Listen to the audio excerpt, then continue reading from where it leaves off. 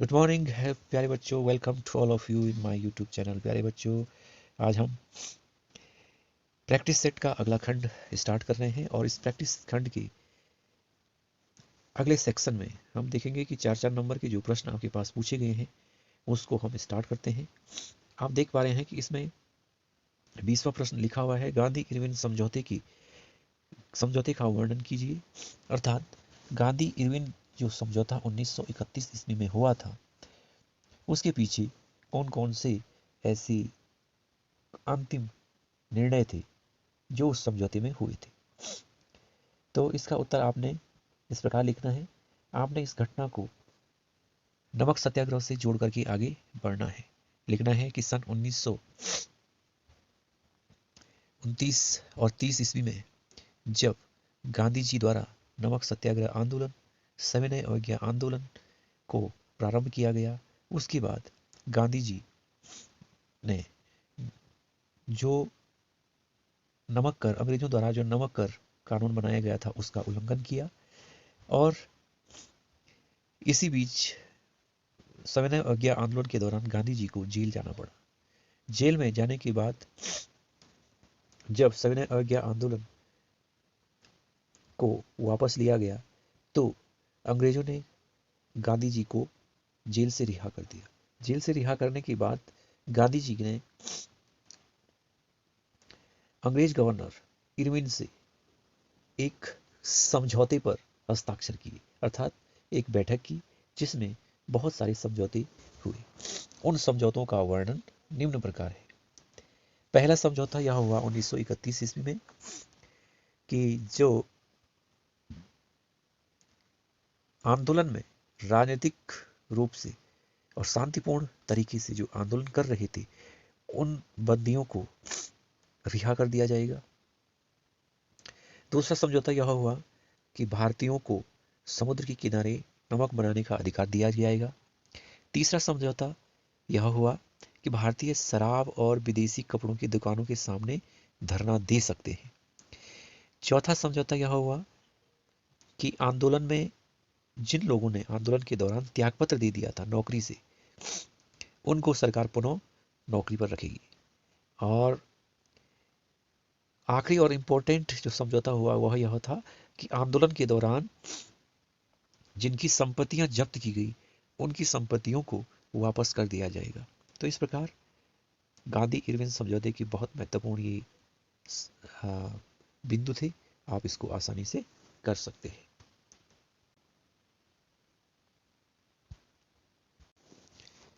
अगला प्रश्न पूछा गया है कि भारत में सौर ऊर्जा का भविष्य उज्जवल क्यों है। ये 21वां प्रश्न है। तो इसके उत्तर को आप अपने विचार प्रस्तुत करके लिख सकते हैं। इसमें आपने सबसे पहले लिखना है कि सौर ऊर्जा एक नवीकरणीय संसाधन है, रीन्यूएबल सोर्सेज हैं और रीन्यूएबल रिसोर्सेज वह रिसोर्सेज होते हैं जो लगातार जिसका भंडार बहुत ही विस्तृत होता है। और साथ ही साथ यह भी आपने लिखना है कि सौर ऊर्जा एक स्वच्छ ऊर्जा का साधन है, अर्थात यह हमारे पर्यावरण को, हमारे पेड़ पौधों को और हमारे एटमॉस्फेयर को नुकसान नहीं पहुंचाता। तो इस प्रकार आपने इसको शुरुआत करनी है। फिर आपने भारत के बारे में लिखना है कि यहाँ भारत में इसकी संभावनाएं क्यों ज़्यादा हैं। संभावना लिखते समय आप चित्र भी ऐसे बना सकते हैं।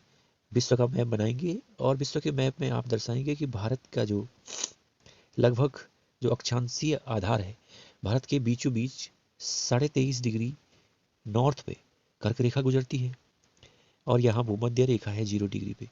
तो अर्थात भारत का लगभग पूरा भाग, जब सूर्य उत्तरी गोलार्ध में होता है तो लगभग पूरा भाग भारत में सूर्य का लगभग सूर्य की रोशनी सीधी पड़ती है। तो इस प्रकार हम कहेंगे कि भारत में सूर्य की जो ऊर्जा है वो लगातार मिलती रहेगी, क्योंकि भारत भूमध्य रेखा और कर्क रेखा की वृत्त में शामिल है। इसके अलावा भारत में जो राजस्थान का इलाका है, यहाँ पर तापमान उच्च रहता है और साथ ही साथ यहाँ पर मरुस्थलीय क्षेत्र होने के कारण तापमान की दशाएं लगभग समान बनी रहती हैं, अधिक ऊष्मा यहाँ पर मिलती रहती है वर्ष भर, इसलिए यहाँ पर सौर ऊर्जा मिलने की अपार संभावनाएं हैं। साथ ही साथ में यदि सौर ऊर्जा यहाँ पर बन जाती है तो उस सौर ऊर्जा को हम कंजम्पशन करने के लिए भी हमारे पास बड़ा बाजार है। इसलिए यहाँ भारत में सौर ऊर्जा का भविष्य उज्जवल है, क्योंकि इसको हम बेच करके अच्छे तरीके से इनकम भी जनरेट कर सकते हैं। तो इसलिए आप इस प्रकार से आप इस प्रश्न को हल करने का प्रयास करेंगे।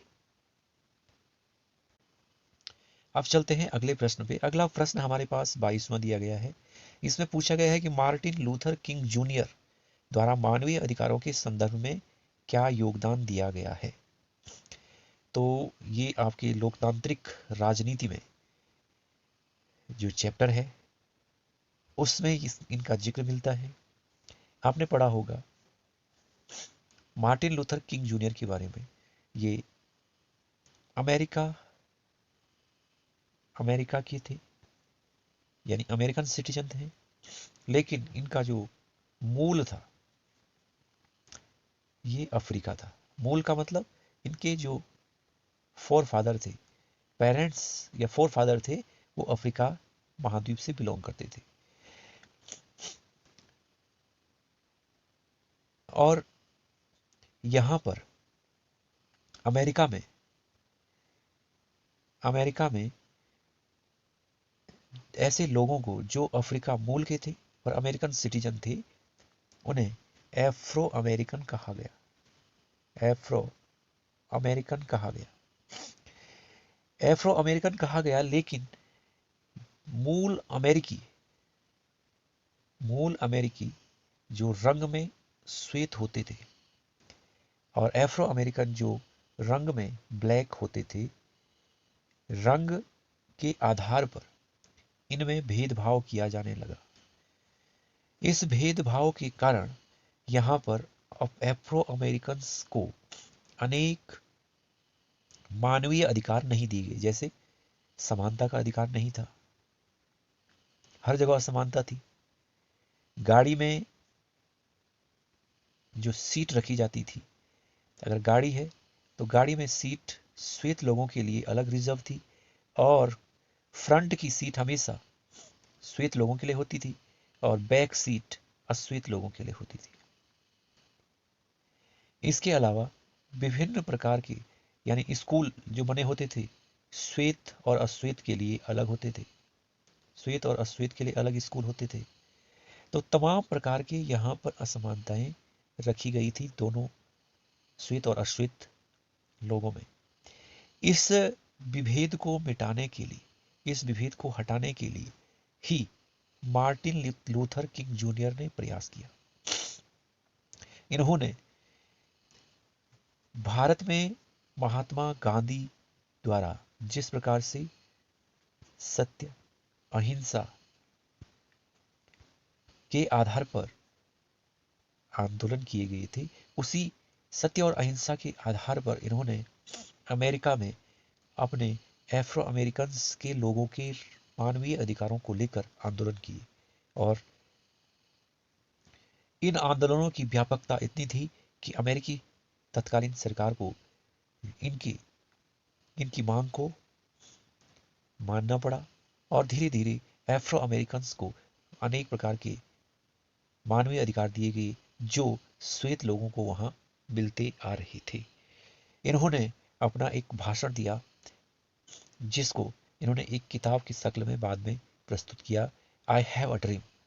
और उसमें इन्होंने इसी प्रकार की जो असमानताएं थी उस पर फोकस करके उसको लोगों के सामने उसका जिक्र किया था। तो इस प्रकार लिख सकते हैं आप। बहुत कुछ कहानी आपको लिखने के लिए इनमें मिल जाएगी। आप लिखेंगे कुछ पॉइंट और आपका उत्तर पूर्ण हो जाएगा।